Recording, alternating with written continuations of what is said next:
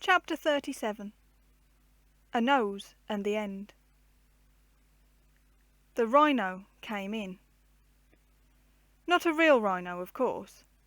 Everybody could see it was someone dressed up, but the creature was not part of the show as planned by Phil, and he was as puzzled as anyone.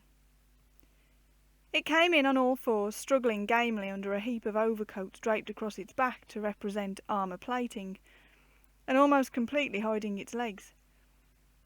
It wore also a most rhino-like nose, made of brown paper, and in case any doubt remained as to what it was intended to be, there was hung round its neck a label reading Rhino. The only people who appeared to be in the secret were Uncle and Mother, and perhaps Bobs. Uncle led the thing in by a long cord. Joan thought she recognised Hannah's laundry line, and Bobs came yapping behind it,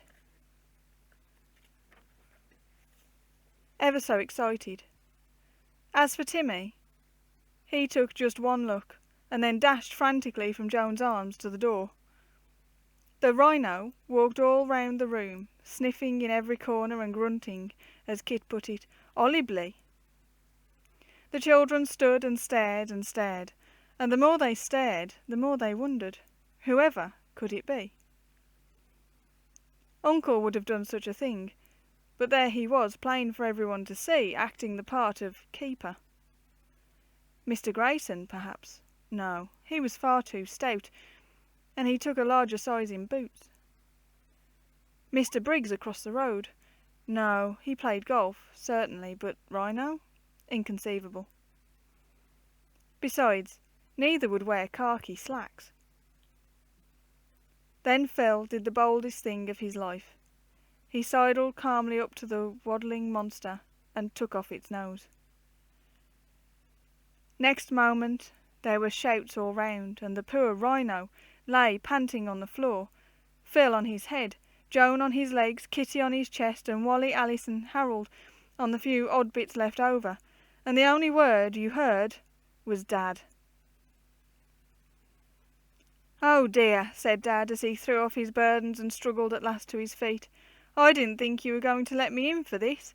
Rupert, it's the warmest corner I've known, though I've come straight from the rock."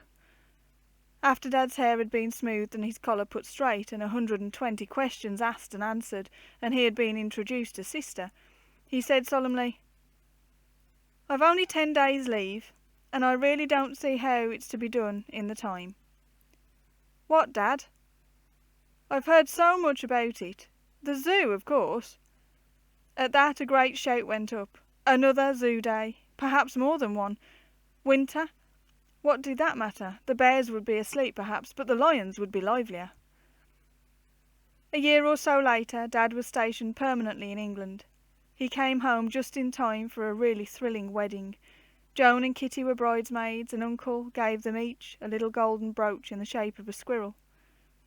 And he also treated them all to yet another zoo day, though, as he gravely explained, Dad would have to take them, as he was otherwise engaged. Another year passed. November came round, and Phil was beginning to think again of his birthday. He had done with Miss Sparks, and was going next year to a public school, but he still loved birthdays as much as ever, though he knew he could never again have so lovely a present as Bob's, a big dog now. Finally the great day dawned, unusually mild and sunny, as if specially ordered for the treat. Gifts and cards came in from many quarters, and for Phil the early morning was taken up with receiving the parcels and reading the cards. But for the tribe, the only possible celebration of Phil's birthday was another zoo day.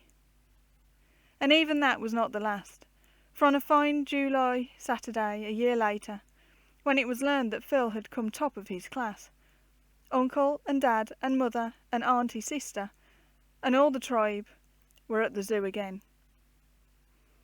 I really believe they would like to live there, but not in a cage. Oh dear no. Ask Kitty.